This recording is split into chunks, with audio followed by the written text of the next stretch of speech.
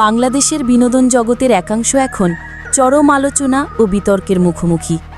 কর ফাঁকি দেওয়ার অভিযোগে জাতীয় রাজস্ব বোর্ড এনবিআর সম্প্রতি বেশ কিছু তারকা শিল্পীর ব্যাংক হিসাব জব্দ করেছে।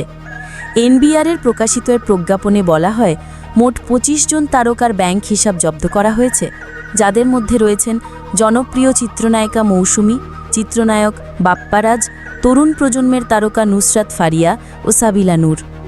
এনবিআরের একজন ঊর্ধ্বতন কর্মকর্তা গণমাধ্যমকে জানিয়েছেন, নির্ধারিত সময়ের মধ্যে কর পরিশোধ না করায় এই সিদ্ধান্ত নেওয়া হয়েছে।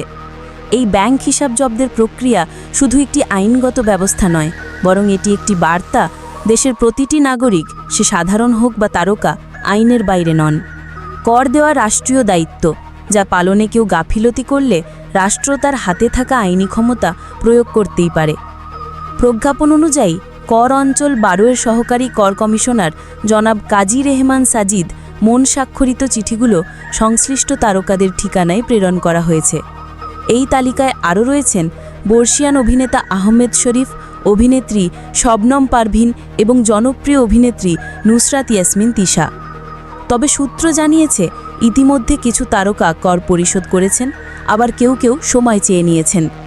এনবিআর জানায়, যারা বকেয়া কর পরিশোধ করবেন তাদের ব্যাংক হিসাব স্বাভাবিক নিয়মে আবার চালু হয়ে যাবে। এই ঘটনা শুধু কর প্রশাসনের সচেতনতাই নয়, তারকাদের সামাজিক ও নাগরিক দায়বদ্ধতাও নতুনভাবে ভাবতে বাধ্য করবে বলে মনে করছেন সংশ্লিষ্ট মহল।